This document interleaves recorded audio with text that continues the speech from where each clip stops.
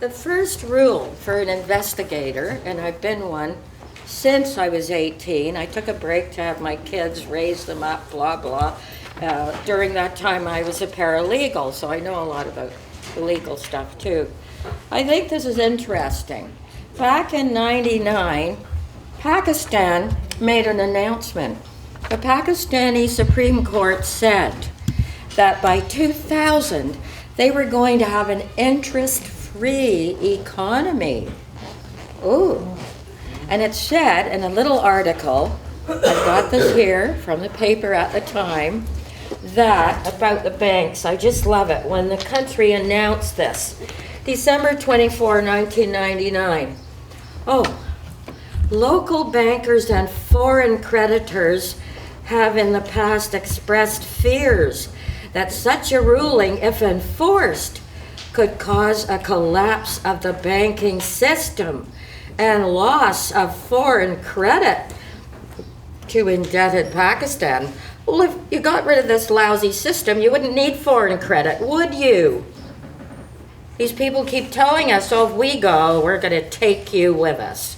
This is the Samson complex. They all have it. And this was the warning. So what they did was, they were so frightened, they paid off Pakistan's whole debt.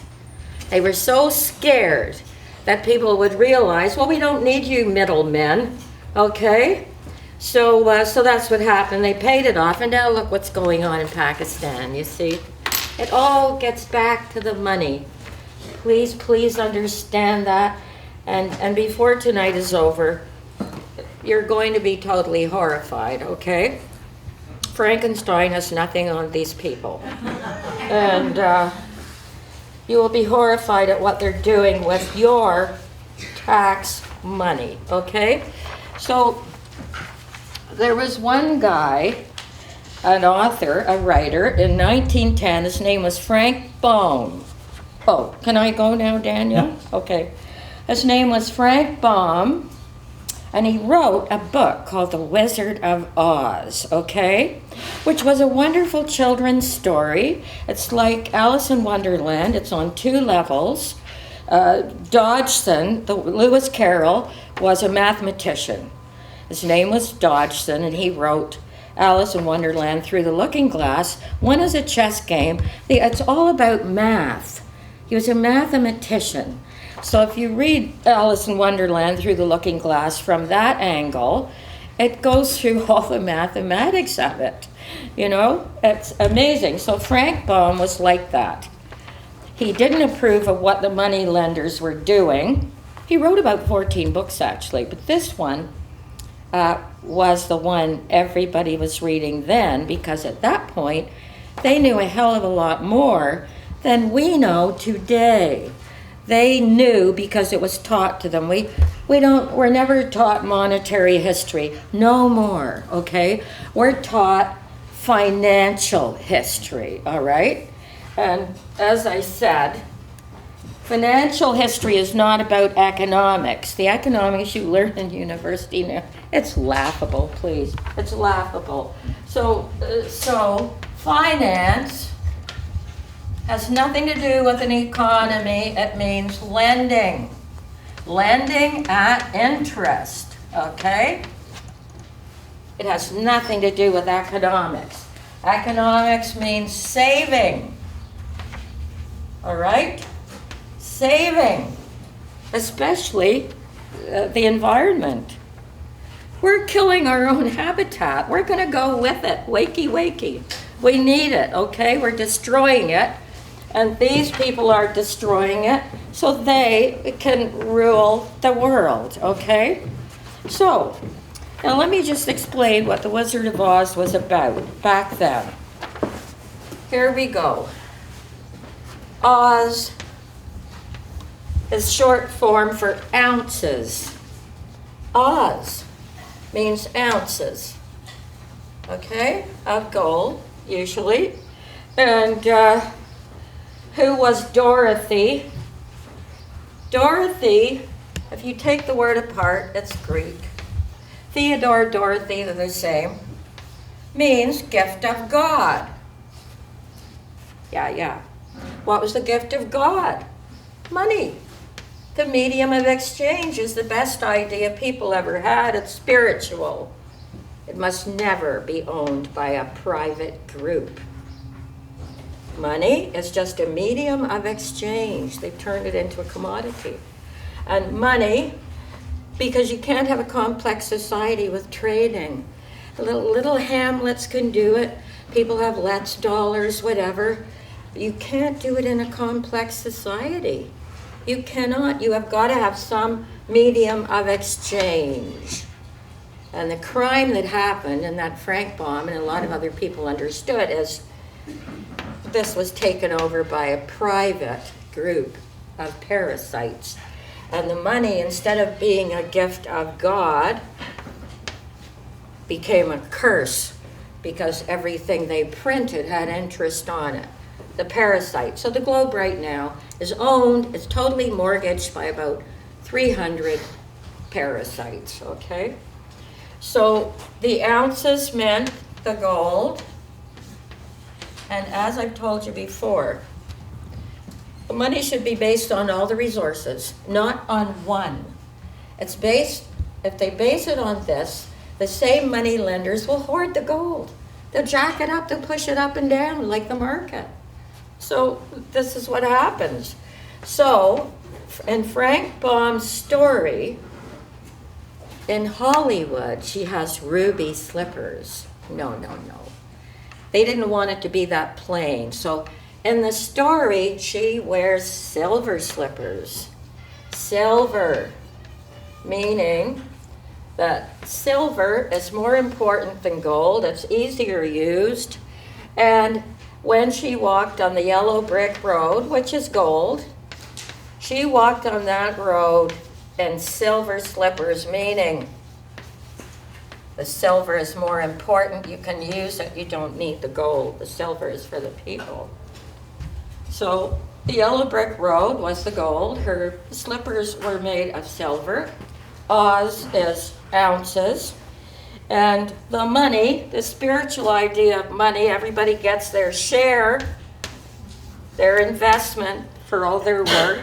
That's why she's wearing the silver slippers and she has the name of Dorothy. All right?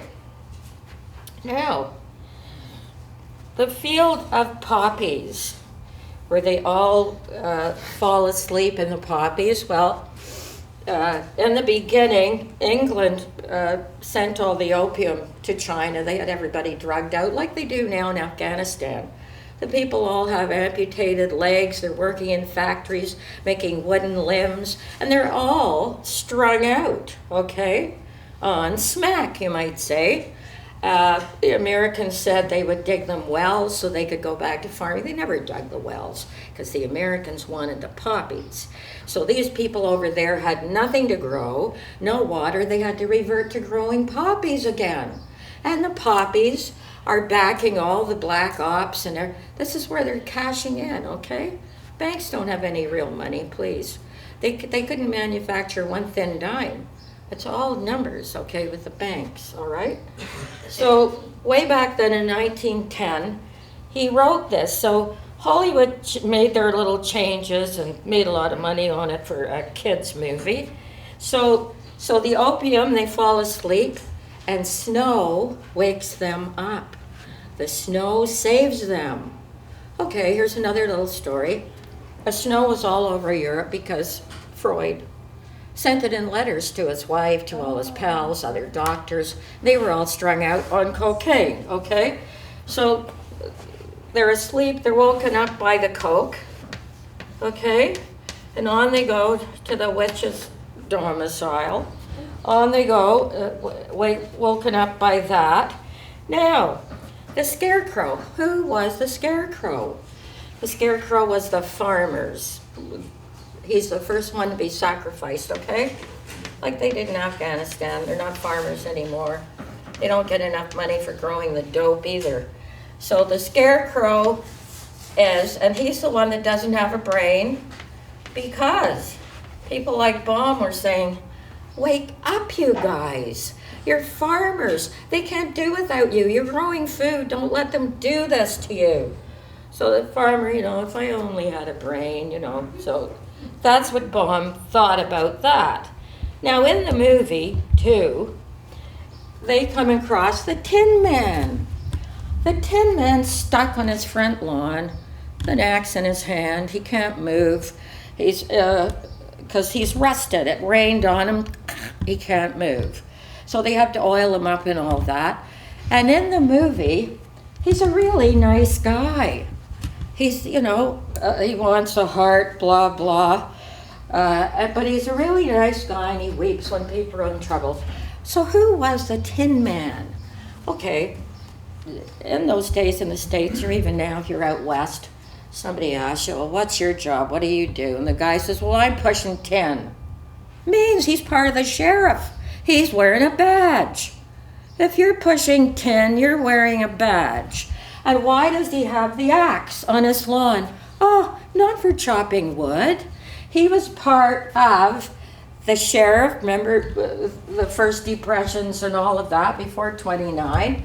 If you didn't have the money, the Tin Man was the guy, the sheriff or the bondsman, who came to your door and with his axe, if you didn't come out, he then axed his way through your door and kicked you out of your own home and took your stuff.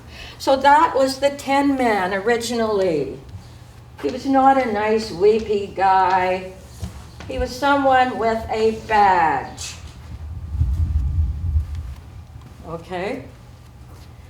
And everybody who was in the know read this book and realized, hey, this is how he's saying this, all right? And of course, and he's looking for a heart. He's got no heart. He's got the axe, bang, bang. That's the Tin Man. And the Cowardly Lion was William Jennings Bryan. He was trying to run for president. Okay. The Cowardly Lion, I'm reading this from a paper of one of those days. William Jennings Bryan, who was one of America's greatest orators. Okay, you remember the line, if I was king of the forest, whatever. That was Bryan, okay? So America's greatest speakers and the Populist Party's presidential candidate 1896, but he forgot the money issue and defected back to the Democrats in 1900. So, okay, so he backed off on that. So he became the Cowardly Lion, all talk, no do. So that was The Wizard of Oz. That Frank Baum wrote that book. It was for kids. They loved it. And with the Hollywood changes, people were, well, they're still watching it, over the rainbow. Okay. So that was that. Now, I'll read that when I get home. Now let's talk about, before we get to the worst part, let's talk about what the banker normally does, okay? Remember, the banker produces nothing. Absolutely nothing. He has paper. He has a pen or a computer. He's ruling the world. He is at the top of the corporate ladder. And other corporations who want to get loans to extend have to go to him. How the hell did he get where he is just putting numbers on paper? So we'll go into that first. I want to end with what actually is going on now and what they're trying to stop you from finding out. So lending has nothing to do with economics. Please remember that. You will not get taught any real economics in any university this day. No, you won't. Because the people who fund the university don't want it spoken about. Whenever you want to find out if you're going to learn anything from a certain group, please find out who funds them before you waste your money, okay? Please find out. So, I wonder if there's any joke. Oh, here's one. Okay. So let me just go through the story of the goldsmith again. See, when Caesar was murdered, he was murdered because he coined his own money. That's why he was murdered, but you won't find that out, okay? Never. It won't be in the history books. And so that system has been degrading us all the way along, from Babylon, Caesar, all the way up, of the money lender.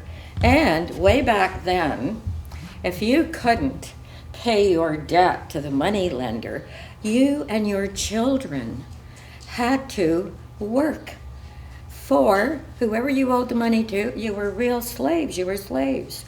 Well, it's no different today, but people think, oh, I'm free. Okay, can you go to the Riviera next month if you want to? No.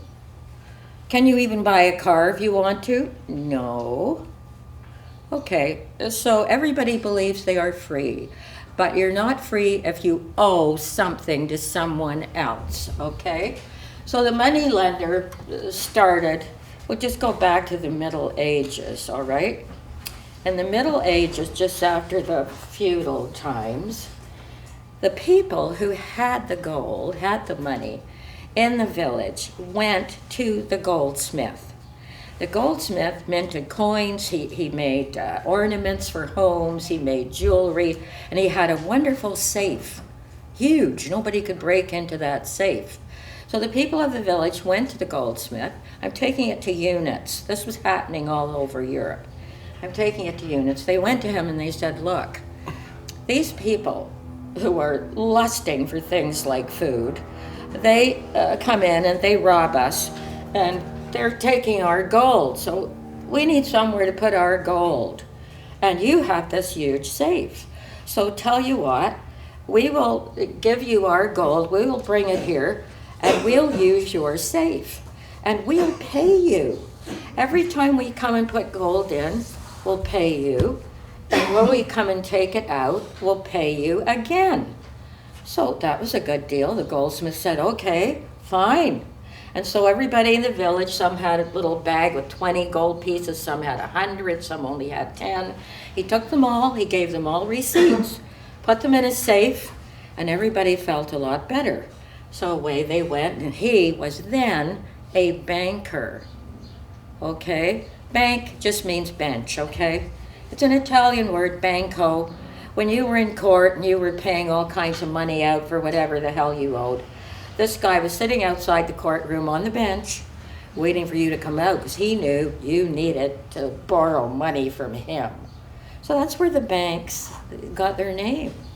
That guy, moneylender, sitting on the bench waiting for your desperation so that he, the leech, could take whatever blood was left in your poor decimated body. So anyway, all the gold was in a safe, and they were happy about it. So in those days, I mean, you couldn't just hop on a bus, streetcar, and go to the goldsmith. It required a trip. So they had their receipts, and they, instead of going to him a few months later, a year later, they would give what they owed. They would give an IOU to whoever they owed the money to, and they'd say to them, okay, I bought this carriage from you, and I paid you 10 gold pieces. Now I'm writing this out, I'm signing my name, you just take that to my goldsmith. He will pay you. You go. I don't want to go. And later on, even people like the guy who sold him the carriage, he didn't want to be bothered going to the goldsmith to get the money he was owed either. So people started trading receipts. Receipts, their own receipts. I would write somebody out, well, I owe you 3 gold pieces, here you go. I've signed my name to it, that's like real money, that's good. We still do it. That's good, so people were going around, okay, here I can give you a receipt for 2. I keep the 1 left over for me. Here's the 2, I'll give you my receipt for 2. So before you knew it, people were handing back and forth receipts. Everybody got that? Okay, that was what they were using for money. So one night, the goldsmith gets such a brilliant idea. He can't even sleep. The wife is already asleep. He's mumbling to himself. And he says to her, she's asleep, he says, "Can you believe it? In 6 months, only 2 of my depositors have come here to actually take out their money. Most of them are just handing those receipts. They all know what they've got in their bank account, so they keep track of it themselves, and they're handing back and forth receipts." She's asleep. He's excited. He waits all night. In the morning, he gets up, goes to his desk, has a stiff drink, and he writes out about 12 receipts. And they're all signed by him. And one might say 100, one might say 20, one says 10, whatever. He says, "Okay, I'm going out into the town now." But one thing he leaves out. He does not put any of his gold in the safe to back up his receipts. Everybody else has. They've signed, they've got the gold in the safe. They can go take it out, back up their receipts anytime. They can go and take out the cash and pay if they want. He, however, does all these receipts and does not put one of his gold coins in the safe to back it up. That's what we call today the fractional reserve. It actually means we only have a fraction in there of what we are lending. And now it's like for every $1,000, they don't even have $1 in there, okay? So that's what happens, and he gets away with it. And he keeps making more, and those people that have their gold in the safe don't realize that their gold is being devalued because he is writing more receipts and not replacing any gold, okay? So what happens? He gets away with it. They all assume he's doing what they're doing, that he's backing it up. No, he isn't. So he gets a bigger home, he has maids, he's all with those receipts until he becomes a pillar of the community. Ooh, everybody looks up to him. They don't know what he's actually doing. He is counterfeiting money. He has no gold of his in there to back it up, but he's bought all this stuff, and now he's a big pillar of the community. So he gets the next brilliant idea. The wife's asleep again. He says, "I have gotten away with buying all kinds of things with this gold, and guess what? Since I've gotten away with that and I realized what a big cheese I've become, not only am I going to use these receipts, I'm going to lend them out. I'm going not only to spend this phony money, but I'm going to lend it. People are going to believe I've got something to back it up. They're going to borrow from me. And when they can't keep paying the interest, I get whatever they own." What a scam. Isn't that amazing? And all it takes is a little greed. A lot of greed, okay? And that's what we have today as a banking system. When he started putting out receipts that he had no gold for, he wasn't a banker anymore.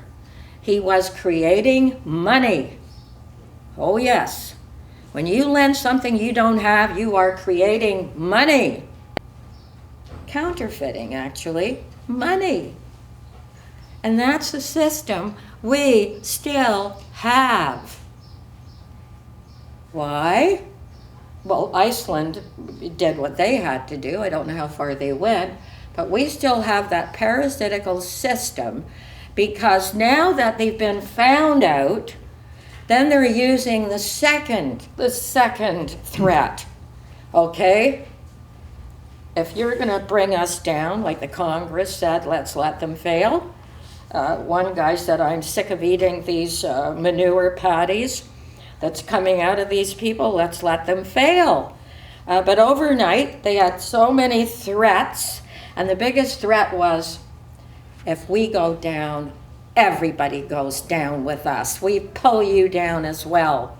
You'll have the worldwide depression. So instead of being like the guy in the Congress and saying to them, fine, we'll do what Lincoln did. We will print our own money. We have a printing press. Why are we paying you? We have a printing press. Lincoln did it. Kennedy did it. Of course, they both were killed for that very reason. So that was the second threat. And the next day, instead of saying, okay, let them fail, they're liars anyway, let's print our own money, they all back down, because the second thing that they do is, they've killed several presidents, all for that reason. Every president who said, Congress has the right to print our money, we have to go back to Congress, because government money has no interest on it. No interest, that's a big difference. These killers, and they are, because many people die of debt than anything else. More people die of debt. And so they said to some of these people in Congress, they either bribe them or threaten them. And they do that. That's what happened. So we're still under this horrible, horrible system. And unfortunately, most of our politicians, none of them have got enough guts to stuff an ant's ass, let's face that. One or two who are now dead, but they're dead. And so this warns everybody else. So that's what happens. So if you're an investigator, always follow the money. Always find out who's getting the money. I don't care if it's a church or whatever the organization is. Like George Carlin says, God needs money. He always needs money. So that's, organized religion is an absolute farce. And of course they're involved with these killers. So it's pretty well. We need the odd politician who has guts, but like Cicero said 2,000 years ago in Rome, he said politicians are not born, they're excreted. And that's exactly what he said then, and it's true. It was true then, it's true now. So that's why Frank Baum wrote this book, okay? And that's what happened. So we are under the same goldsmith scam that was put into full force back in the Middle Ages, 1100, but it was way back before then. I'm just telling you about it. Got organized all over Europe. I mean, the royalty, they had mistresses, they had debts, so they went to the money lender, like Rothschild, and pretty soon the money lender owned the king, the family, all these people that didn't want it let out. Oh, I'm keeping this mistress, blah, blah, I'm broke, I need some money. And so the money lender knew all this crap about everybody. That gave him a lot of pull, with these people. And they all owed him. So pretty soon he was saying things like, okay, you owe me, maybe you owe me a couple of £100,000, whatever. Tell you what, if you get one of your sons to marry one of my homely daughters here, you'll have no debt. This is how they married into royalty. I'm sorry. This is how they did that. You owe me money, take the daughter, I'll get a title, and we're quits. Okay, we're even until the next debt. And then as far as Rothschild owning England, he did that, the Battle of Waterloo. He had his own, because they own all the surveillance now, so he had his own courier who got to him about 12 or 20 hours before the government got to him. So the courier says to Rothschild, and they used pigeons and whatever, and now they have the ultimate surveillance, you can't go to a public washroom now where you can't sit on the commode, there could be a camera. We don't know anymore. So he comes to him and he says, you know what, Napoleon lost. So what does Rothschild do? Because the market is it's all rumors, guesswork. That's what it is. So he's in his corner and he starts looking depressed. He's depressed. And everyone's looking at him. Because that's what it is. It's rumors. So they all look at him. Oh my God, Napoleon's won. Look at him. He's depressed. So he tells all his agents. And they start selling. The ones who were watching him, oh God, sell the bonds, the bonds. The British bonds were called consols. So they were all selling off the bonds till the bonds went down to like a penny. Instead of a pound, a penny. At that point, Rothschild, that particular Rothschild, you could see him coming because he had a huge stomach. And so then he made a signal. Once they were all down to the penny, he had all his agents buy them up. And by the time the British found out that Napoleon had lost and their bonds were fine, they were worth, well, he owned England. You have to be an insider. He was an insider. He had a courier. You can't get anything on the stock market. It's for insiders. That's the only people who ever make a nickel, okay? And these people know, like, they know when chemtrails is going to devastate some crop, whatever it is, and they arrange that another crop, they know that's going to be successful. And so they're making billions on futures.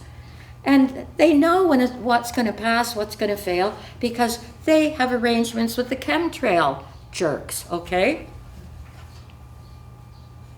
I'm saying losing your innocence has nothing to do with sex, okay? Please. Losing your innocence has to do with politics, okay? Sex is the most harmless thing that people could ever do. All right. So that's what happens with the stock market. So here are we in the middle believing all this crap that we hear. Oh, the little guy has a chance, the little guy this, the little guy that. Not going to happen, okay? And as long as 6 or 7 presidents were killed, Kennedy was killed because of, a lot of people wanted him dead, okay? But the main thing was that Kennedy went behind the back of the Federal Reserve and printed $5 billion. And each bill said on it, United States. It didn't say Federal Reserve. It said United States dollars. And so they were the only ones that could orchestrate and pay for that killing. And I'll tell you why. They were the only ones that if people didn't obey and do that for them, everybody owed them money. It's about owing money. They said to them, okay, then your loan's going to be called in. They had the mafia were like schoolboys compared to the Fed, okay? Mafia, they're just little people, all right? And so they could hire people to shoot. They had shooters hired. They had everything planned out, but it was all put in place by the people that he said, I'm going to take away your power. If you take away the ability to print money, you take away power. If you took away the printing press from the Fed tomorrow, they'd have no power at all. Money's just numbers. It's numbers, okay? And the people who own the numbers have control of everybody else. And that's what they wanted, and that's why they made such a job of getting in 1913. They tried many other times. They tried and they tried. They couldn't get in. People didn't want the bankers. But by 1913, they owned even that media of that day. So that media kept saying, the bankers don't want this act to go through. So they had everybody thinking that they were against the Federal Reserve Act. What was called another name, the Glass Act or whatever. What was it called? Anyway, it had some guy's name. But the point was, the bankers thought, let's fool them. We'll tell them, we hate this act. We don't want it. This act bothers us. So then everybody said, okay, if the bankers don't like it, that means it's good. So the act got passed, but they also, when everybody was home at Christmas and there were about 5 people there that were in on it, they had a quorum, they passed it. And Wilson, that moron, a coward, he signed it, okay, and put it through. And what happened then was, who was Lindbergh, who flew the ocean, that was Congressman Lindbergh's son. And Congressman Lindbergh put out a book at the same time telling people how they had been fooled. And for that, his grandson was kidnapped and murdered. They never forget, okay? Because Lindbergh told the truth about them in Congress when it happened. They wait. In fact, at the end of this class, remind me, I want to tell you what happened when I interviewed one of the last witnesses who knew Oswald, what happened to her when I interviewed her 2 years ago. While I was interviewing her, her life was attempted, okay? And I'll end with that, but the point, what I'm saying is they never forget. And of course, Lincoln, wanting the Union, Lincoln admitted, he said, my first job is to keep the Union together because the Rothschilds were betting on both sides. They wanted that civil war, and every country they go into now, they break it in half. They turn it into 2 pieces that don't get along. They're still doing it. Same old MO, okay? So they wanted that in the Civil War. Lincoln went to them. He said, I need money for the North. They're going to charge them 26% on the money. These dreadful people. So he said, to hell with you. I'll print my own money. And he did, the Lincoln greenbacks. He paid the army. He won the war. And he said, if I am re-elected, I will make sure that this government prints its own money. Well, that was it for him, bang dead in the theater with the wife. And the actor was the patsy. But that went to court, and the people that were taken to court for Lincoln's murder were from the Bank of England. Oh, yes. They had $180,000 in the Bank of Montreal, okay, to pay off these people to kill Lincoln. So there were people in the Bank of England that were summoned to court, that were charged with that. This was not some airy-fairy, we think, no. I have the actual names of those people. They were in government, they were in banking, and they were all charged with the murder of Lincoln and getting the money together to do it. And after that, they were a little more clever, until it got up to Kennedy. He did the same thing that Lincoln did, and he got whacked the same way. And another example, if you don't think money is so important, okay, think of the longest genocide on this planet. Where is it? It's in Palestine, okay? They're almost all killed off now. In 1917, when Rothschild owned England, they had already promised the Arabs. They helped them win the war against the Turks. You remember, who was that archaeologist, Lawrence of Arabia? It was the Arabs that won for England. If the Arabs hadn't helped Lawrence, they wouldn't have won over the Turks. So they said that in England, they said to the Arabs, Palestine will have its independence. It's not going to be a protectorate of ours anymore. Palestine's going to be given its independence because you helped us win against the Turks. Okay, that was 1915. 1917, they said to Rothschild, you've seen the letter, it's a letter to him, said to Rothschild, you know what? He called in his markers. He said, okay, you owe me so much. You're in debt to me for so much. And they were scared, so they said, you know what? You can have Palestine for the Zionists. I'm quoting the letter. We approve of the whole Zionist movement. You can have Palestine. So that was a huge betrayal. It was huge. That's what happens when you owe these people money. You will sell your own mother's blood. Most people will, to escape it. So this is what happened, and this is how in 1948, when Rockefeller gave the land for the UN said, okay, Israel now exists in Palestine, provided they don't do anything to the people who live there. Okay? Nobody believed it from the beginning, and it didn't happen. So in 1917, they went back on their word. They betrayed the Arabs who helped them win. And then, of course, after they discovered the Arabs had all the oil, then it got even worse, okay? We're going to do that to them, and now we're going to take all their oil and blah, blah, blah. And BP, which is Rothschild-owned, was over in Iraq years and years. And they were paying for not much, but they were paying for it. But then they all decided, oh, let's not pay for it. We'll just grab it. We'll get everyone to hate the Arabs, blah, blah. You see how it's all based on money. Because when you owe money to someone, they own you. They own you. Well, like the mafia, they're nothing compared to these guys. But if you don't pay, then they send the baseball bat boys around. You get your knees broken, or you got your kids threatened, or somebody gets killed. It's the same.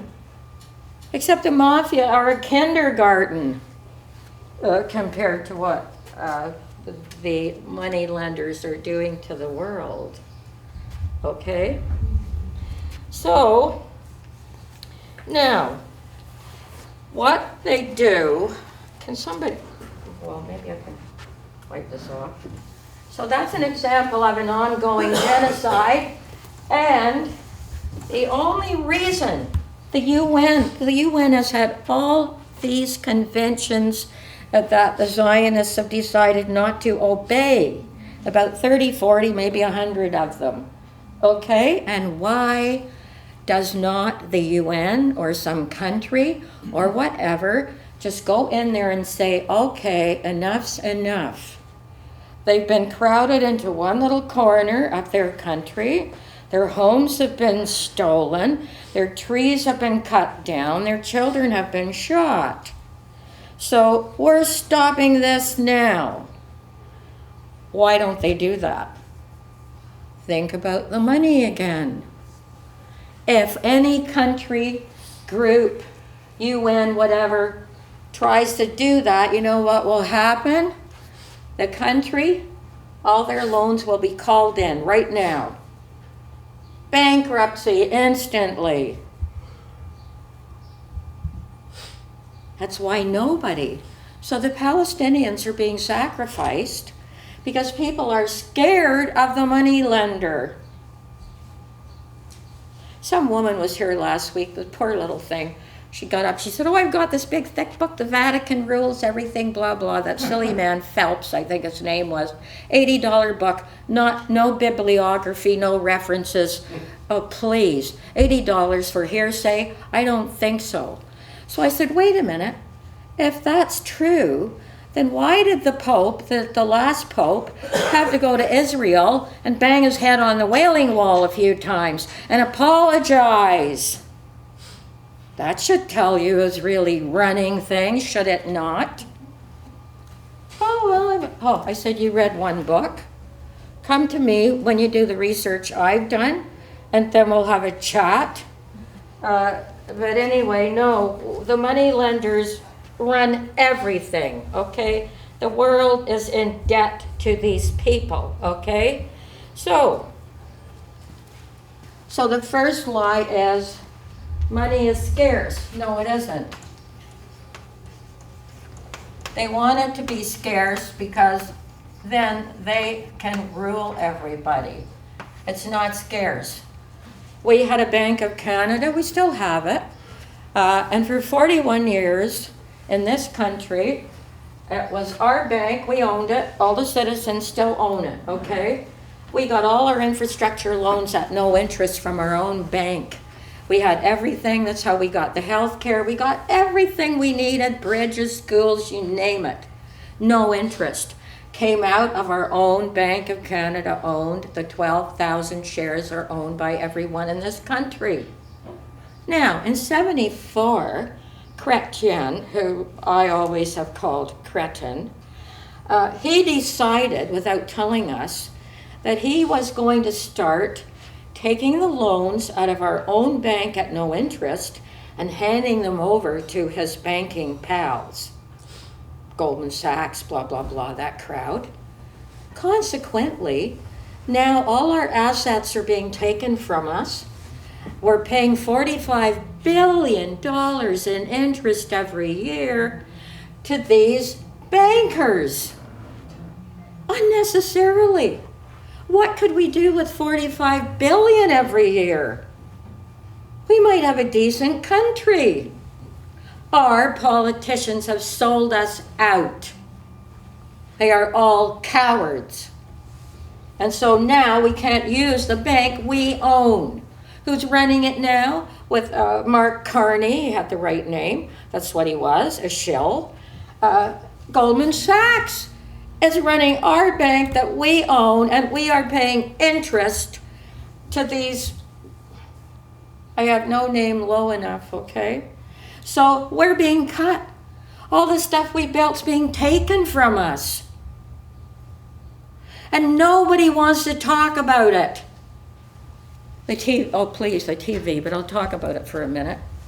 The television is full of morons and talking heads that don't even know what it is they're supposedly explaining, okay? But the media does anything the money lenders tell them. They are in the pay, okay? The media. So they get up there and blather, try and look intelligent, and they say things like, well, we have to pay down the debt, so we're going to have to cut out certain healthcare things that will be delisted because we can't afford them because we really have to pay down the debt. Notice they never say we have to pay it off. That's impossible because it's compounding as I'm speaking. It can never be paid off. So you can't have this, we can't afford that, even the Hubble telescope. This system is taking our evolution and throwing it in the pit. We can't even have a Hubble telescope, so we can't afford it. According to whom, I can make as much money as I need to do what I want. And kings and whatever have always done that. Who are these guys telling me I can only have a certain amount of my medium of exchange? That's insanity. It's a lie. It's stupidity. So we can't afford this and that. No, that's not true. They lie about it all the time. And these people coming home from their 12-hour shift at Wendy's, sitting on the couch, listening to the news, okay? Oh, yeah, okay, we can't afford this. I'm going to have to get my home surgery kit now because we don't have any more health care left. They're believing all that because, listen, they hear this and nobody ever asks, to whom do we owe the debt? We don't owe it to the government. We're the government. Our government owes a debt. With all the stuff we have in this country, with all the resources, we have an enormous debt. And not one person in front of these heads on the TV ever says, wait a minute, if we owe this enormous debt, who's getting the interest? To whom do we owe this debt? Nobody ever asked that question. If your kid came home and said to you, okay, Mom, I need $2,000. I owe Johnny down the street this money. I have to pay him. What would you say, being the mother? Wait a minute. $2,000 to Johnny? What is he, a big drug dealer? What do you owe money for? Did you hit his car? What's going on? Wouldn't you ask? You don't just say, okay, Johnny, here's $2,000. I'll have to work an extra month for that, but here you go. No, you would not. And people watch this and listen to it on the news every day. Can't have that, sorry. Something else delisted. Got to pay down the debt, pay down the debt. So, as I've said before, IQs are getting lower Okay? Is it the chemtrails? Is it the lousy drugs they've got everybody on? What is it that we can't even ask a question? And if you ask one of these talking heads, they have no answer. Let me see, it's not in my script. Oh, I'm not really intelligent. I'm just here because I look like I am. Okay, don't ask me those questions. Okay, that's what they'll tell you. So, money is not scarce. We can print as much as we need, do what we need to do, and add it up the next day. But they have turned it into a commodity so that they can bankrupt countries. Like people like George Soros. He can go into any country he wants, buy up all the fucking, buy up all the currency and bring it right down to zilch. This is what they do. They're stopping our evolution. They're stopping our thought. They're dumbing us down like you wouldn't believe by telling us these lies and having them taught in a university. Okay? So that's what is happening to us now. Now, I'll just give you some other little games that they play here. So, the other scarcity they talk about, oil. Peak oil. Oil is scarce. And so what they're doing, because they know their dollar's worth nothing, now recently, since 74, the dollar's been backed by oil. So they're going into every country and they're grabbing their oil, all the resources, but they don't open up the oil fields. The oil stays under the ground. Okay? They want to control all the oil because then they'll keep the Fed dollar, that's what it's about, the Fed dollar on top. Okay? So if people say to them, no, the earth is awash in oil. It's abiotic. It's not from dinosaurs. We've got more oil than we will ever use in the next 1,000 years. So what's your dollar worth now, eh? It's all about the dollar, the Fed, the money lending. Everything comes back to that.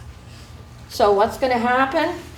If you remember 1919, Versailles, Germany owed thousands upon, so they said thousands upon thousands, and the bankers ran that conference.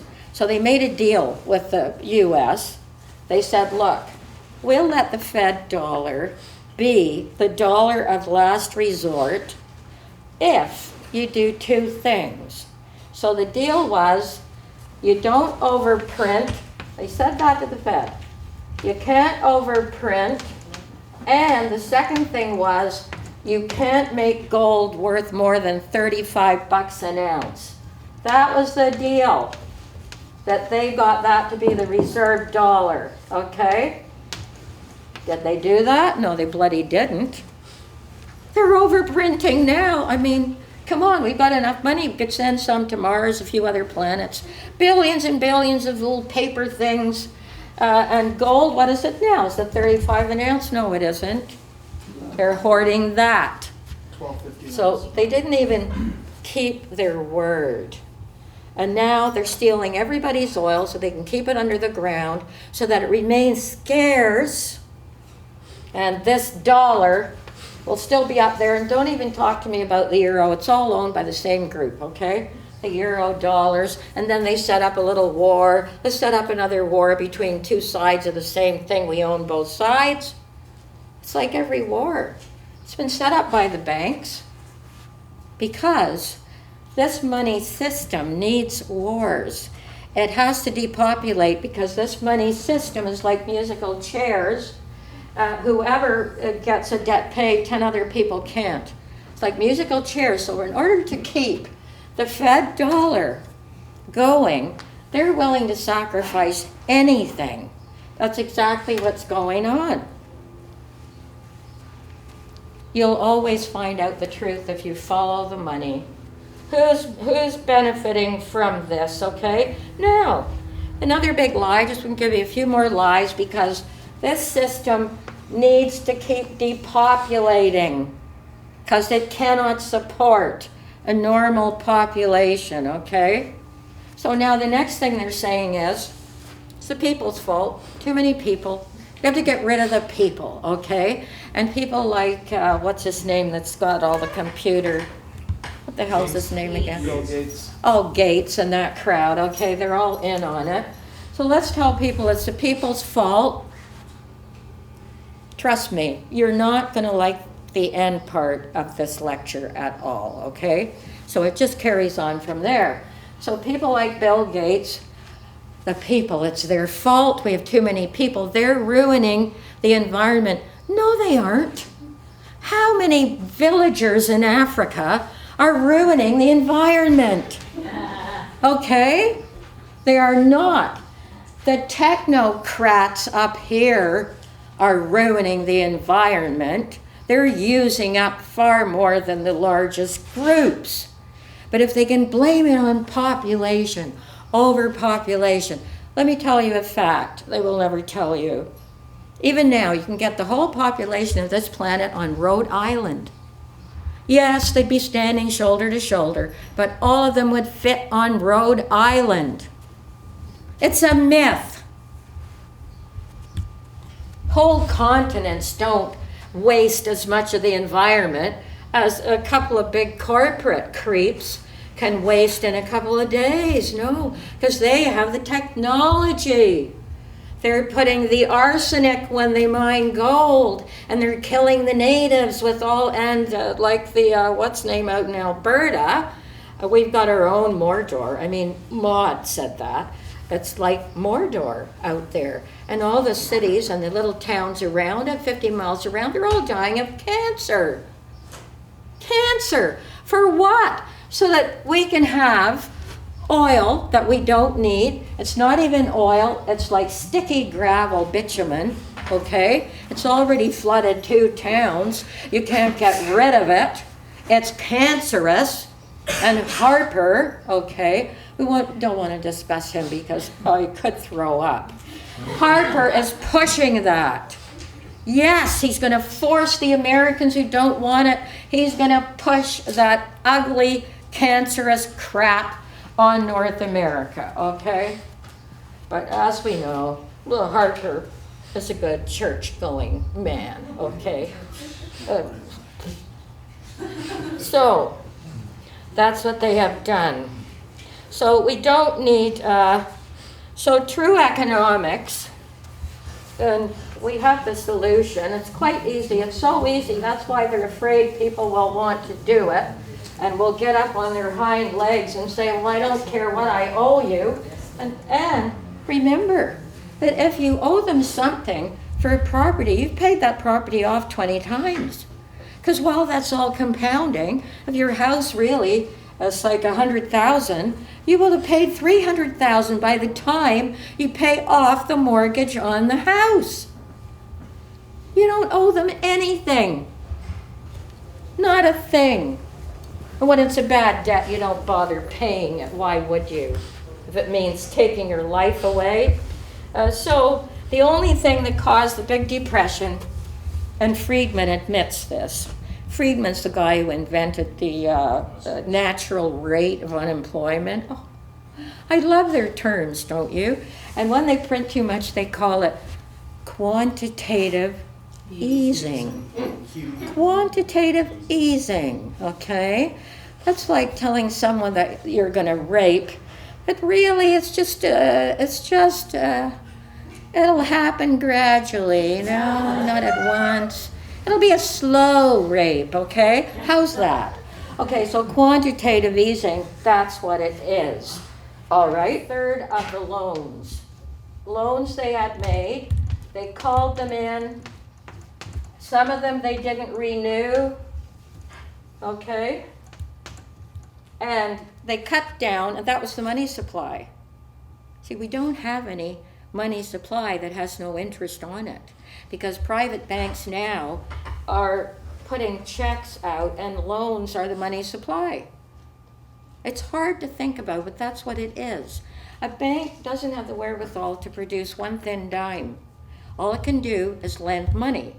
When it makes a loan to you, it puts little figures in your account there, 100,000, you start paying interest on that right away.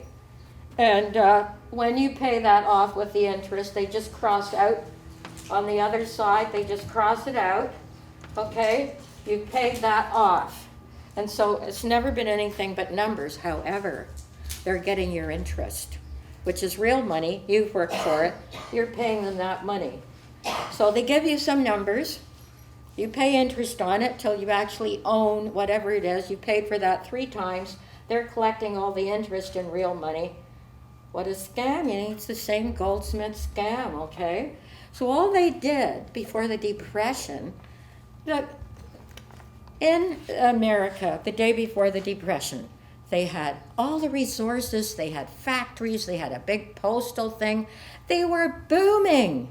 They had everything that America needed. People were working, everything was flowing because they had money. They had a medium of exchange, okay?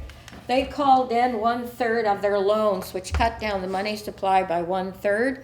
And in a few months' time, people were jumping out windows, going states and states away to get any kind of job. There was no money to do anything with. Nothing. And Friedman admitted to that.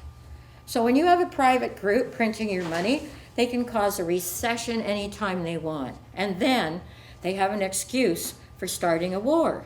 And then everybody believes that the war brought them out of the Depression. No, no, no. They just started printing money again. The whole thing is such a scam. They've got so many people misdirected. Always for the wrong, they're figuring out the wrong thing entirely. When first of all, what they should ask is, who's getting the money? Who is benefiting by my depression? My kids going hungry? America had everything it needed right up until the day they started pulling in the money. That's all that was missing. What do you think, some other planet like Nibiru or something came down here and picked up all the mines and the lakes and the supermarket and took them all away? No, they were still there. The only thing missing was the money. No loans, no money was being issued. I had no money. Yeah, I worked a week, but hey, they pulled back the money. So what am I supposed to do? I'm going to print some of my own money now with my hours on it. This is what Let says. They didn't do that at the time, though. They suffered the Depression. These people are killing our planet. They're stopping our evolution. They're killing us off with wars. They're investing in things like Fukushima. Yes. GE owns, NBC. All the media. Please understand. All the media are owned and have been owned since the Fed came in. All right? That's the first thing they do, so that the media will tell you all lies, so that you won't have a clue, and you'll be so busy trying to survive, you're not going to worry about it. Where am I going to get food the next day is what you're going to worry about, okay? So that's what happened then. So let's look on it this way. If I want to describe in a simple way what the bankers do. First I have to have some water, or I might faint dead away right here. And meantime, you can sit there and meditate upon what I've just said. And Frank Baum knew that, but he couldn't do it outright, or he might not be here. You know what I mean? They will do anything now to keep ruling the whole planet.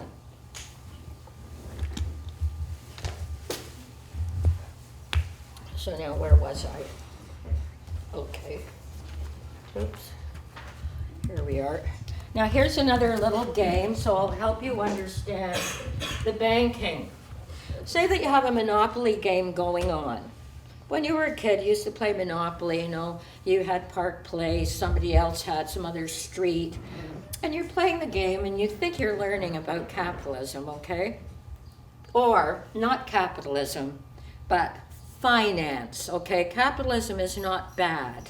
If you take the money lender out and you create your own money at no interest, capitalism works. Marxism is not the answer, please. They've already proven that many times over. And still students will get caught up in that. Oh, it's going to save us. No, it isn't. Get over it, okay?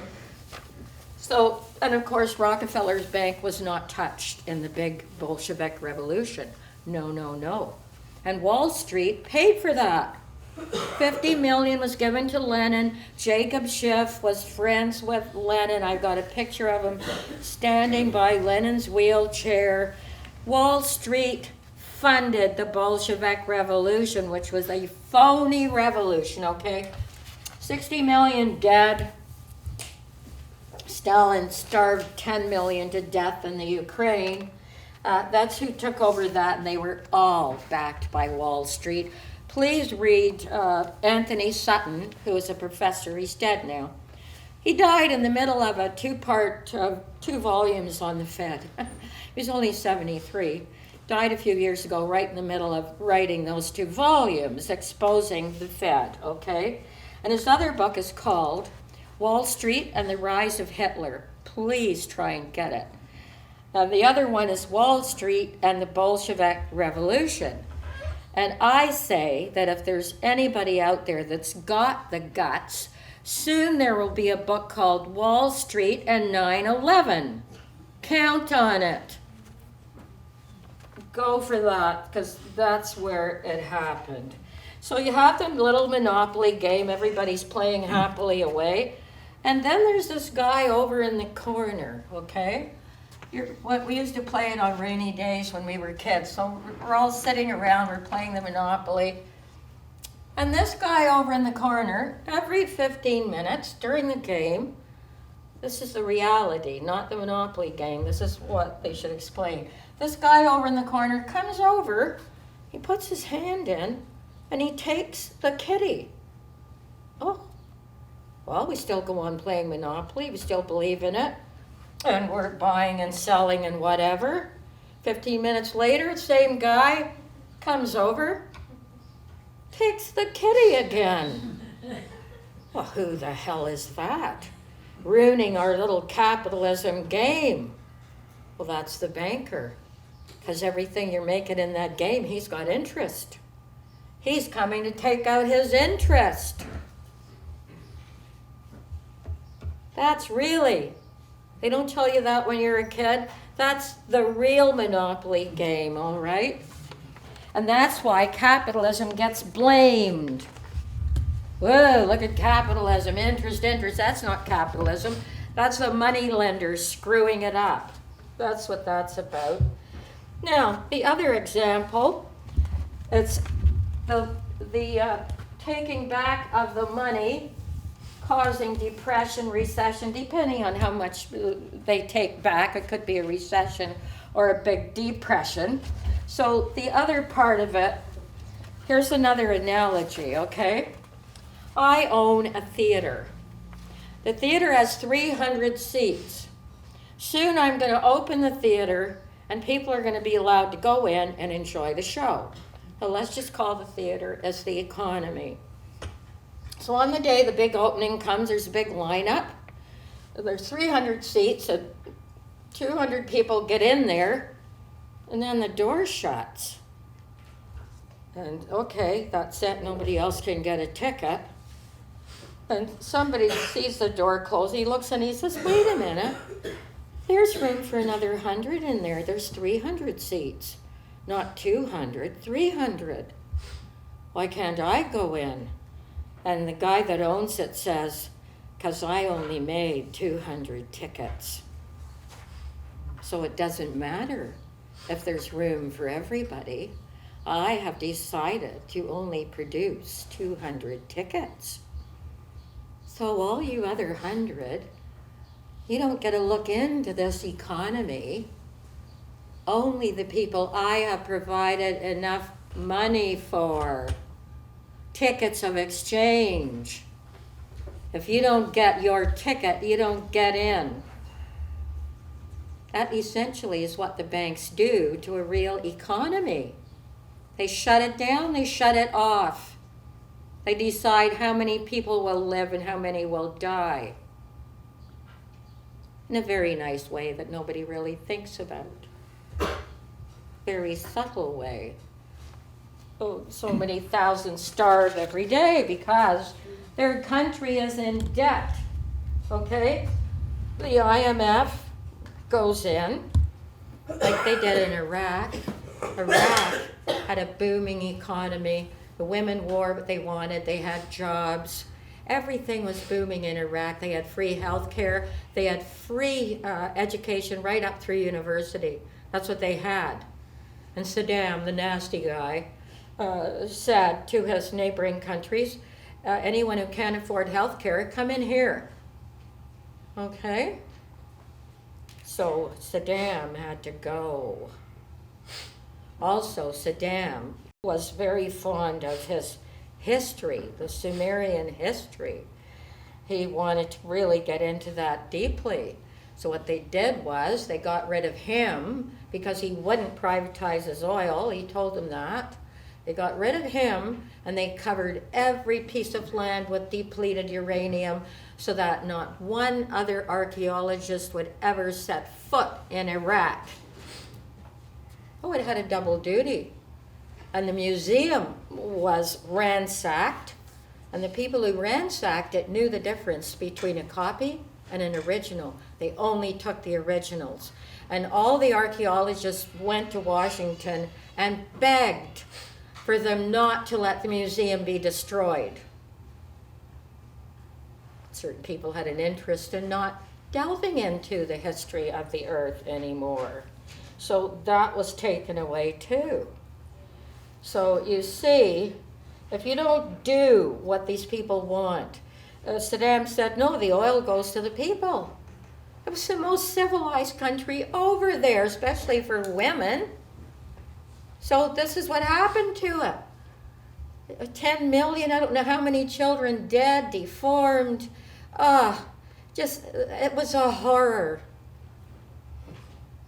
And American kids go over there, they're told all this crap, they believe it. They go over there and they come home to die. There's nothing left for them. They're not given anything, no compensation. They're treated like dirt. Well, Kissinger said, soldiers are animals only for foreign policy. Kissinger, who can go to Switzerland and get his blood cleaned every year. He's looked the same for 50 years. He's ugly, but what the hell? He's still around, okay? So that's what Kissinger said. And Madeleine Albright said, when they asked her about all the dead children in Iraq, she said, we think it was worth it. I'm quoting Madeleine Albright. What's it for? The Fed dollar.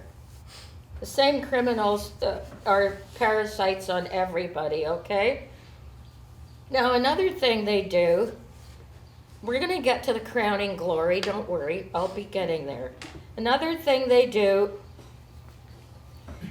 even in Canada's the same. Whatever I'm telling you about the States, we're the same, all right? We're one country. For all intents and purposes, please, a flag and all that, we're one place. With the same people running us. So, how did we get this huge deficit that we have to pay off, okay? Okay, let me tell you something. Every time we build a bridge, say it's worth 50 million when we build it, and if you're an honest accountant, you say you take $1 million off every year, depreciate, till you get down, 50 years later, you have to rebuild the bridge. Depreciates $1 million every year. That's how you do it. That's proper accounting. It's an investment. So you depreciate it until you get down to the bottom, then you build another one. That's honest accounting. You know what we do? You know what our government does? Okay. They put the bridge under the assets, okay? Okay. $1. The rest of it goes into the deficit. The deficit. That's how it got so big. They're doing crooked bookkeeping all the time. It's crooked. So this is how we got the deficit. Now the year that, what's his name, Martin tried to get in, and what he did was, to say that he balanced the budget, he took all these bridges and buildings and whatever out of the deficit and he put them back here under the assets, where they should have been in the first damn place, and he said, look, I balanced the budget. It's the only year they ever were honest about investments. So any good accountant will tell you that this government calls investments, if you send your 2 kids to college, you can't call that an expense. You're investing in those kids. They're learning something. It's an investment. If you buy a house and you improve on it, it's an investment. You can't call up the government and say, wait a minute, I've spent $50,000 this year. I put it down on this house. That's expenses. Okay, I want those taxes. I don't want. You can't tell that to the government. They're not stupid. They're crooked, but they're not stupid. They say, okay, you've got $50,000 in equity there, and it's rising up. That's an investment, buddy boy. You can't claim anything that's an expense, but that's what we do. We're doing it again now. We are taking investments, okay? This is so crooked. And we're calling them expenses. And that's how we got a deficit. To pay down the deficit, you got to pay down the debt, the deficit. Crooked bookkeeping, okay? Talk about that to some accountant. He'll tell you it's crooked, okay? So this is what else the banks do. The corporation goes to the bank and they say, look, we'd like to get a loan. And the bank says, oh, sorry, can't give you a loan right now. So the stock goes down because the stock market is rumors. Oops, so-and-so corporation didn't get that loan. Oh my God, the stock's going right down because they didn't get the loan. The stock goes down and the bankers buy it up when it's down, just like Rothschild, buy it up when it's down. Then a month or 2 down the road, they say to that corporate CEO, you know what, we changed our minds. We'll give you that loan. The stock goes way up again. They sell it. You all understanding this? Okay. So they're all insiders, okay? So when they print our money, like in the States, they'll go to the Fed printing room, so say. They go there and they give the Fed, say, $1 billion in American bonds. Now, American bonds are backed by American goods, resources, whatever. So the Fed takes the bonds and they give them $1 billion back in printed money. Now, this is what happens. You're not going to believe this, okay? But you won't believe anything else either. So that's why you have the papers. So they get the bonds and they print the money, give it to the government. They've got their bonds. And they say, but now you owe us interest on the $1 billion we just printed. Just numbers. All they did was print it. Government could have done it themselves. So the banker says, okay, here's your $1 billion.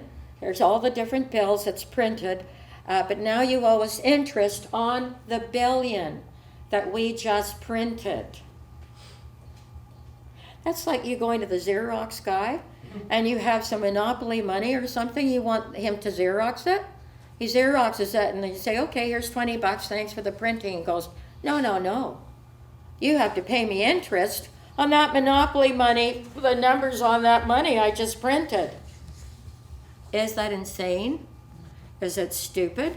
What would you say to the Xerox guy? Why should I pay you interest on numbers? You just Xerox some numbers. the Fed might spend about $500 on the nice paper that you can see through now and the nice little designs, okay? But the government then owes interest on the billion, okay? There you have it. That's what causes the huge debt. Now, the second part is, when they get the billion in bonds, the Fed printers, they make money on those bonds that they just got from the government. More interest, selling the bonds, getting interest on the...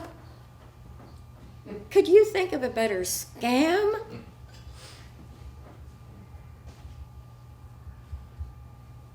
But you have to remember, all this is backed by a history of murder. Remember that, okay? And wars. So that's how that goes, okay? And call it murder by debt, but whatever you want. Now, another reason, of course, that Napoleon had to be gotten out of the way is that he spoke against debt money. He didn't believe in it. He wanted money that didn't have interest on it. That was Napoleon. And of course, Caesar was killed because he created his own coins. The money changers came into Greece in 594 AD, but they were thrown out. People threw them out and said, we don't like your banking practices. You're sopping up all the money and the goods of the country. Get out. It had nothing to do with religion or anything else. It was about their banking practices. And in Turkey in 331 AD, the money changers were stopped again and there were no depressions.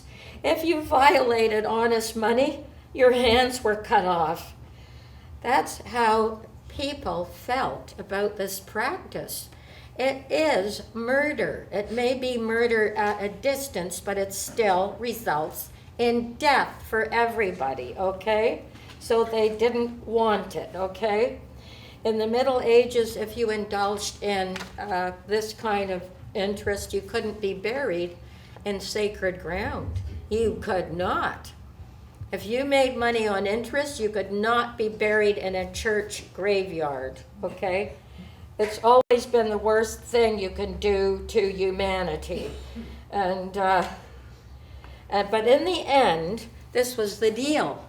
The churches don't talk about it anymore. I don't care which church it is, how humane, how new agey. They don't discuss the biggest crime against humanity. You know why? Because the deal was, if you don't discuss it, you don't pay taxes. That was the deal made with all the churches. Doesn't matter which one. You shut up about this crime and we won't tax you. So they folded, okay? Because money, money, money. Always look for the money, okay? That's what was done. Now, to get on to this last bit, which I said you're going to be, I think you're going to be upset, or you just might say what Farley Mowat said just before he died, if you know who Farley Mowat was. He said, human beings aren't worth the powder it takes to blow them up. So he was really fed up, okay? And George Carlin, before he died, he said, I've given up on the human race. Not enough guts to stuff an ant's ass, okay? So that's what he said. So now let's get on to this even more horrifying robbery. And that kind of robbery always involves people dying. So, I'm going to ask you a question now. Okay? How many people are fed up of hearing what we can't afford? what we can't do, what more has been cut from our health care, what more has been cut from education, whatever. Nobody can do anything about it. Oh, this voting thing coming up, please. Nobody has said anything important. Nobody has said, let us start lending, borrowing from our own Bank of Canada that doesn't charge us interest. Let's go back to the Bank of Canada. Not one politician has suggested it. They're all too scared. Okay? They're all dealing with trivia, effects, not the cause. All right? So it gets pretty disgusting when you have to hear what's being cut. Now, okay. Do you know why it's getting worse and worse and everything's getting more and more cut? Okay. This is the lie that they've been telling us since 1946. In 1946, the government, not just ours, but I know in North America, decided that they weren't going to tell us about their secret surpluses. And they have surpluses in the billions. This government, the American government, every city, town, county has surpluses of money that are so far beyond what you could imagine. They could do the budget 100 times over. We don't even have to pay a tax. Our government is rolling in money. So I'm asking you, have you ever heard of something called the Comprehensive Annual Financial Reports? Anyone here? All right. The corporations get that report. All the corporations, all the media, all the big universities, whatever, they get this report. You will never see it. Now, this man who was a commodities trader, he went on the net and told people about this in the early 90s, and of course, Google had him taken off. However, he is back on there. I interviewed him. And in 1946, this is what they decided. This is how they make up their rules. I love it. They said, okay, the budget that we have to meet every year in every city, every town, federal, all these budgets only govern annual expenses. Get it? Annual expenses.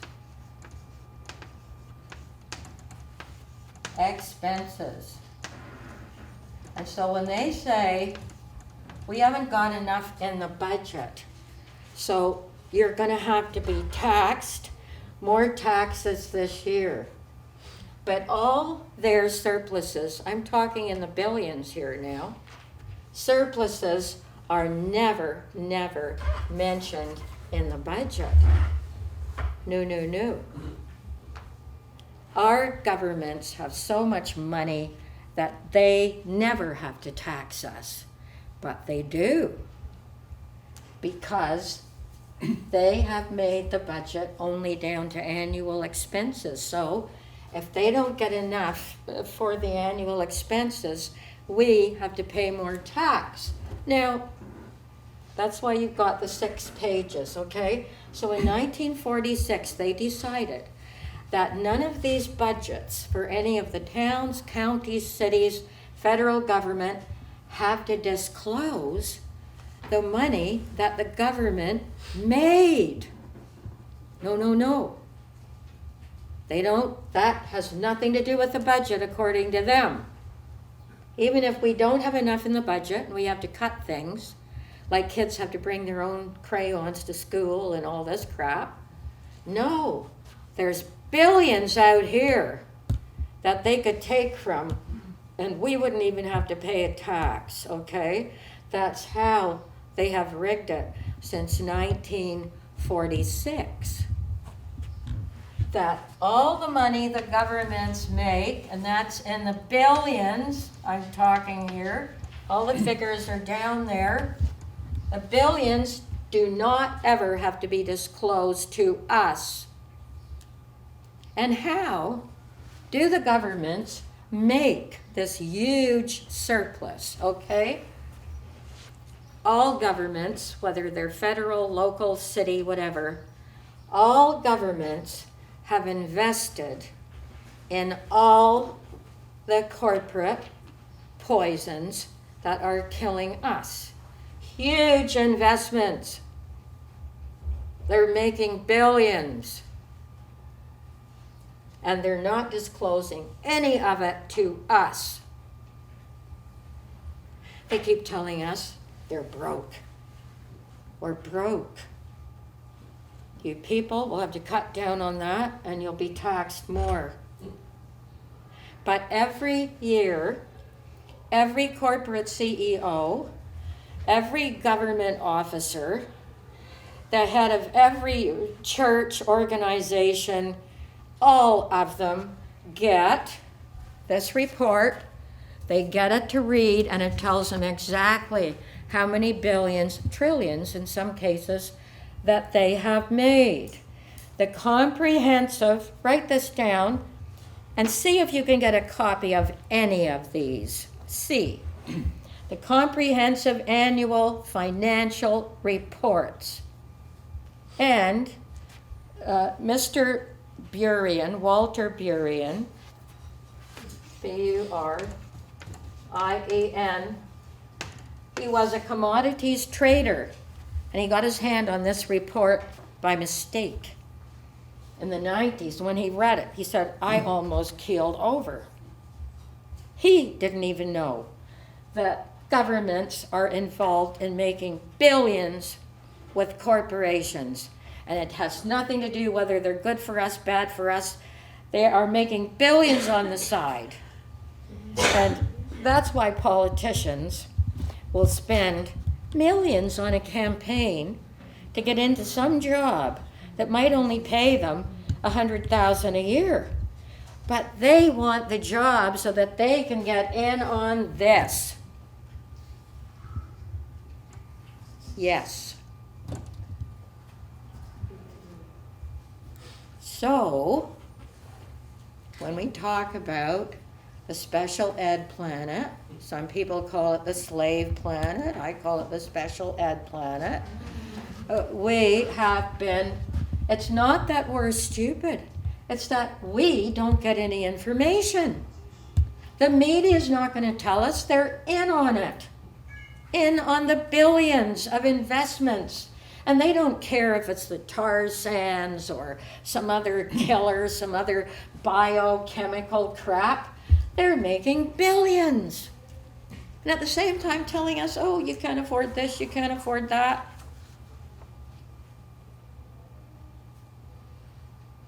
Cicero was right. They're excreted. Politicians are excreted. And churches sold us out a long time ago, okay? So let me get back to what else comes out of this. So our tax money, they have taken our tax money and invested it in corporations, whether they're harming us or not. They're making billions, and they don't allow any of it to come in and help the budget. None of it.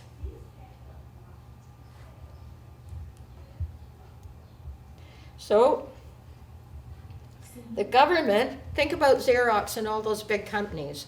The government owns over half the stock market. No matter what they produce. The government owns half the stock market. Why hasn't the Fed ever been audited? How many billions or trillions do you think they make on the taxes and interest they collect? They're not letting us know. These people are making billions, okay? In fact, the global government investments come to over $30 trillion. Governments with elected politicians. And they're still telling us they're making cuts and more cuts. All right. In 1998, the Fed had a $435 billion surplus. What do you think they're making now? So now they've developed a third set of books. When we found out about their second set of books about all the surpluses in the 90s, they're now developing a third set of books that don't tell us all the surpluses they're making. So it goes from book 1, book 2, now they're on book 3. Okay? They don't tell us what they make on. Now just get some of these things they make billions on.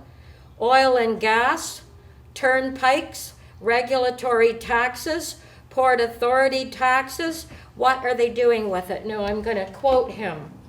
I'm going to quote this guy. I hope he's not dead yet. The money from the secret surplus goes into controlling the population. Where do you think they're getting the money for all the cameras? For the police to be trained militarily, they're telling us in the budget, oops, can't even afford school supplies. So what are they doing with all those billions? How do you think they can afford all the cameras and the police outfits and all this that's going on, okay? Here he says it. They're doing what they have to do about pot control, anti-protesting, because pot competes with the big pharma, and now they want to get in on it themselves. Let me give you some advice. Never buy pot from the government. Go to where you've been buying it, medical, whatever. Do not ever buy pot from the government. You won't know what's in it.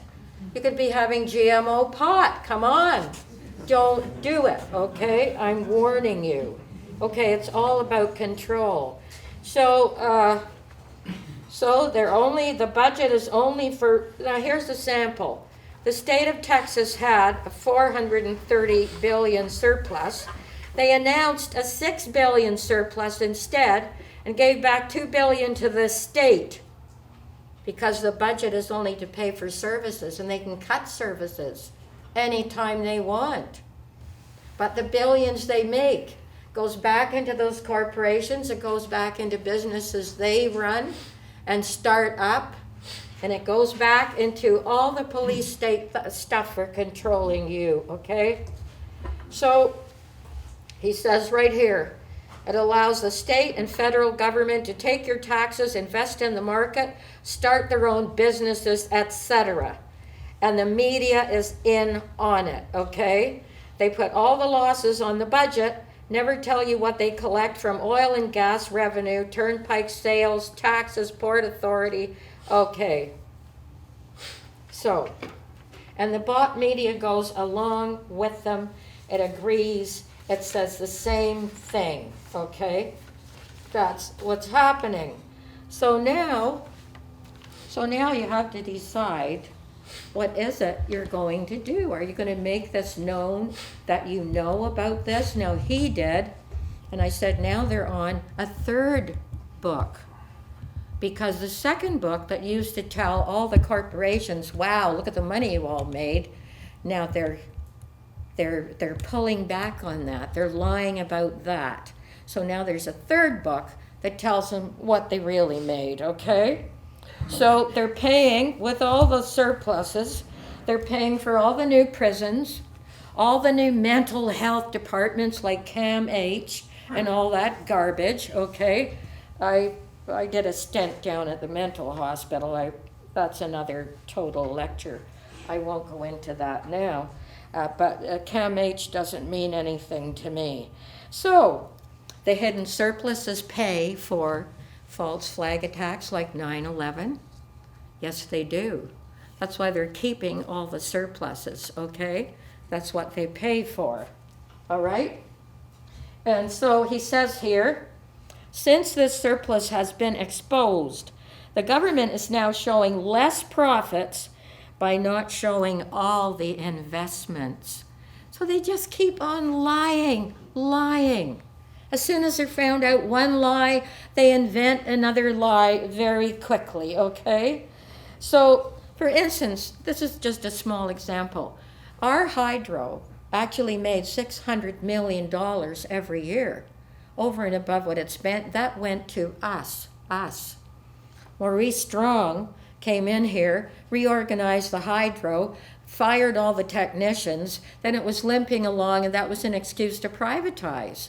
He's the same idiot who restructured the UN. Please save me, okay? I interviewed him once.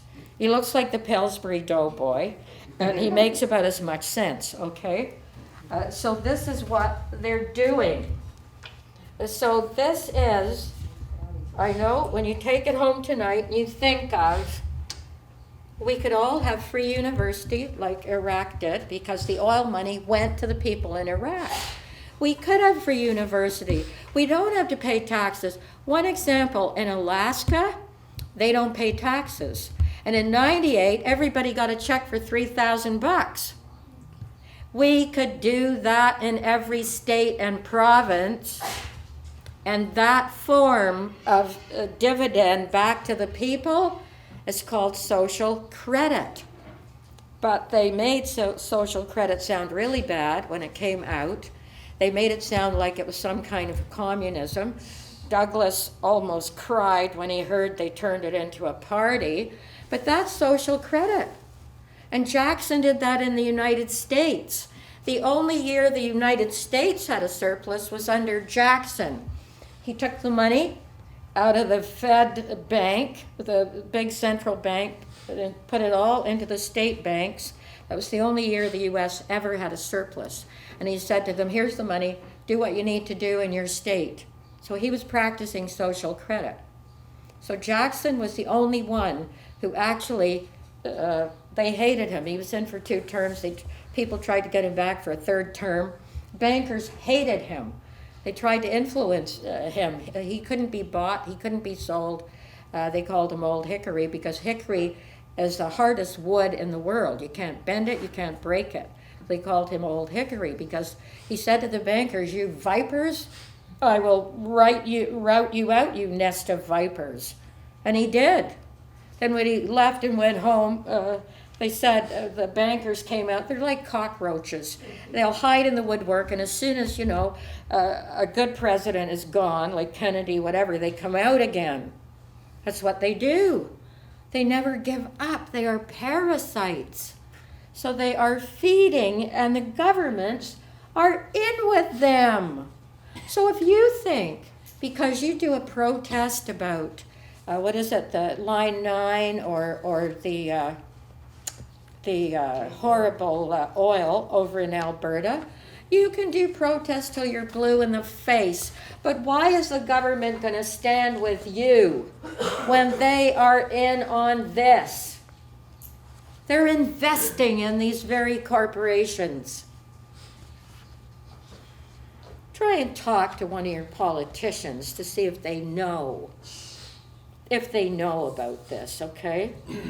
Because that is why you can't get anything done, and why they never talk about money, never talk about going back to the bank.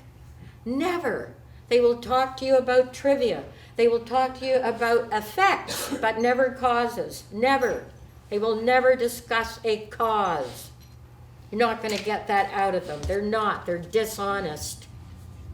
So some people are going to the voting stands this time and they're registering, I'm declining to vote. And they're telling people why. You can do that. You can go right up to the table and say, I'm not voting and I want this recorded why I'm not. And they have to do it. So I'm telling you, nothing will get done until there's a huge groundswell of people that are really sick and fed up of being used, and then told when you're older, like next week, I will be discussing, doing a lecture that they actually, Daniel put it on the net a month later, it was blacked out the whole 2 hours, about how the healthcare is using euthanasia.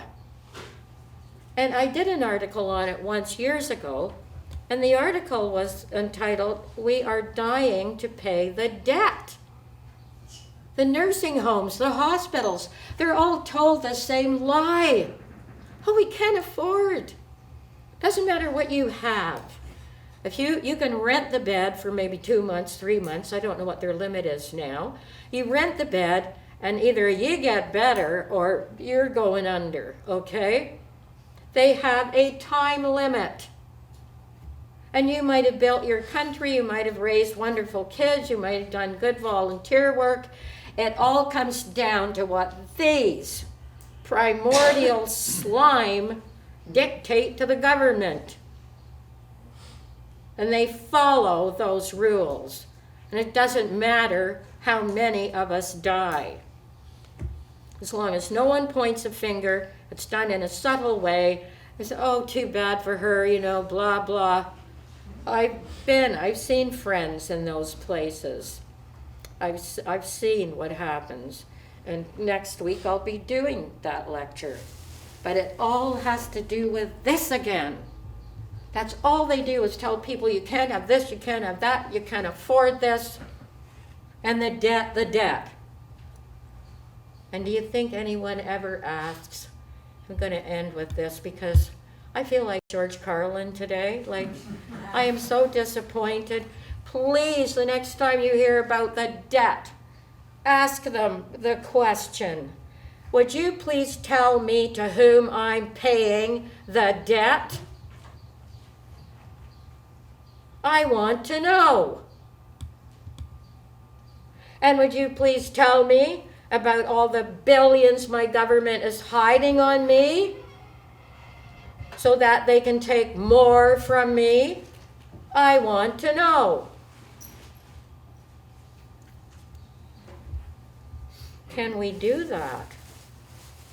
I don't think they'll cart you off right away, They might come to your door maybe a few days later.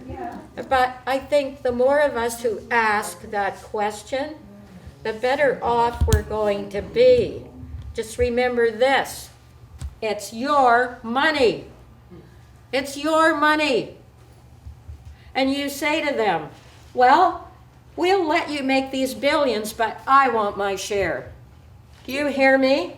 You've got that many billions? I want everyone in this town, if it's a town government, I want you to tell me how many billions we made this year, and I want it divided up evenly among everybody in my town. And that's the only way I'm going to let you make this kind of money. We want our dividends. You owe us our dividends. You used our money, and you're going to give us dividends. End of lecture.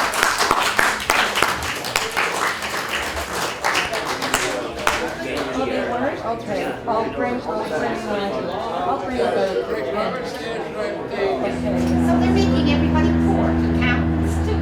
Back 50%. 20, 30%. That's all you get.